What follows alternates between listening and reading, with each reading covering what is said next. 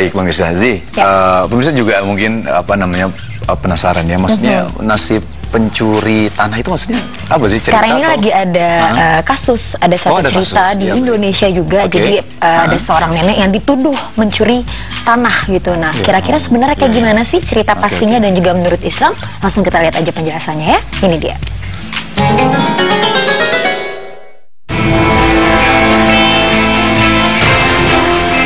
Nasib si pencuri tanah.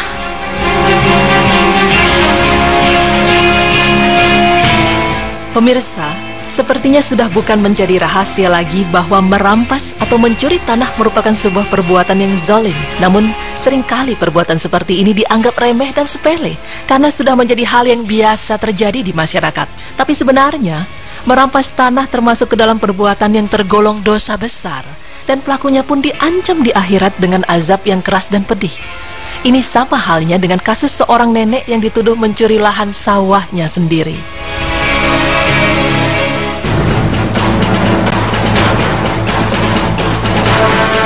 Kasus ini berawal dari sebuah lahan yang berada di desa Pakutandang, Kecamatan Ciparai, di mana lahan tersebut dimiliki oleh seorang nenek Aisyah yang berusia 72 tahun.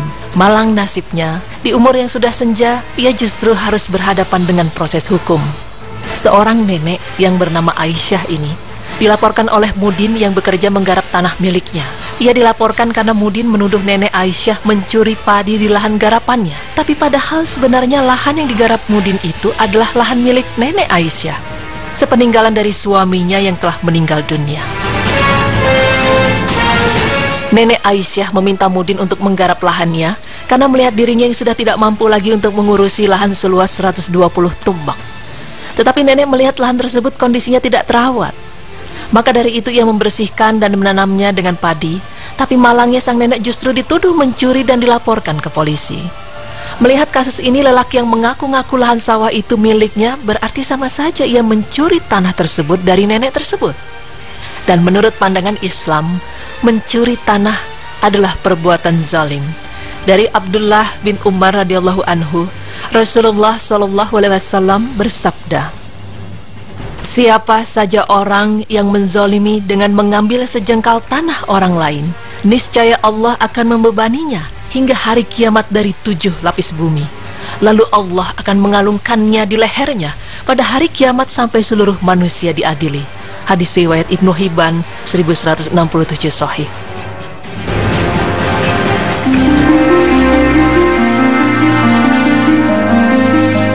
Pemirsa, tanah itu tidak hanya pemilik bawahnya saja, tetapi juga pemilik pada bagian atas dan bagian bawah. Maksudnya ialah, jika kita memiliki tanah seluas 3 meter dan tetangga mau membuat sebuah lubang yang melewati bawah tanah kita, maka itu tidak dibenarkan, karena kita memiliki tanah dan apa saja yang berada di bawah tanah tersebut sampai 7 lapis bumi. Dan ini sama halnya dengan ruang udara yang ada di atas tanahmu, karena kita memiliki sampai ke langit. Jadi, jika ada tetangga yang dahannya memanjang sampai ke tanah kita, maka dahan tersebut harus dibengkokkan atau dipotong, kecuali jika kita mengizinkan akan keberadaan dari dahan itu, karena ruang udara yang ada di atas tanah kita adalah milik kita.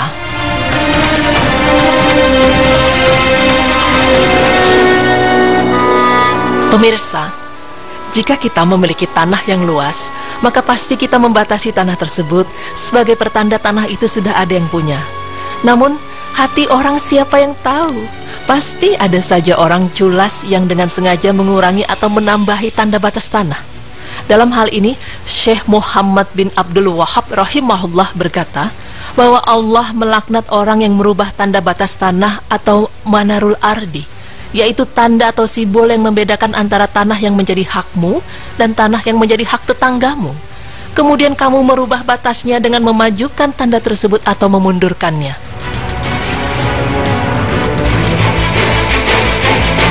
Pemirsa, mencuri tanah orang lain, maka sama saja ia mengambil sesuatu yang bukan haknya. Hal ini dinamakan dengan ghasb, yang secara bahasa berarti mengambil sesuatu secara zalim.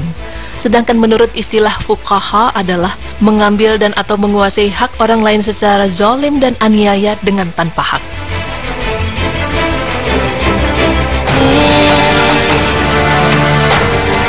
Menurut hadis riwayat dari Ibnu Hibban, di mana para pelaku akan dikalungkan dari 7 lapis bumi, dalam hal ini Syekh Abdullah Al-Bassam menjelaskan bahwa siapa saja yang mengambil tanah orang lain, baik sedikit maupun banyak, maka pada hari kiamat akan datang azab yang berat.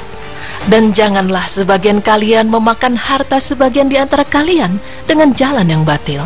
Quran Surah Al-Baqarah ayat 188.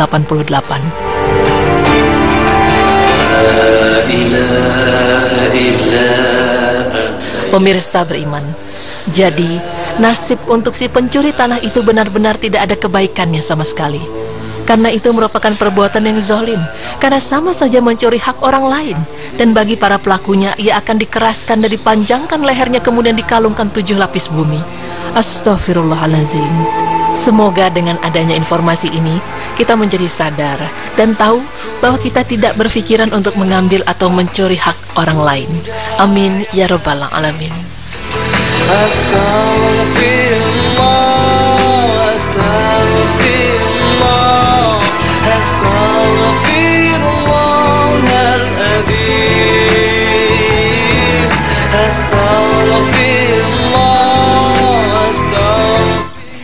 Astagfirullahaladzim, miris ya Nuk, sedih banget lihatnya karena justru Nenek Aisyah ini dizolimi, yang sebenarnya tanah tersebut milik dari Nenek Aisyah, dan ada seorang laki-laki yang ujuk-ujuk mengakui kalau tanah itu milik dia, dan nenek mencuri padi yang ada di tanah garapan tersebut.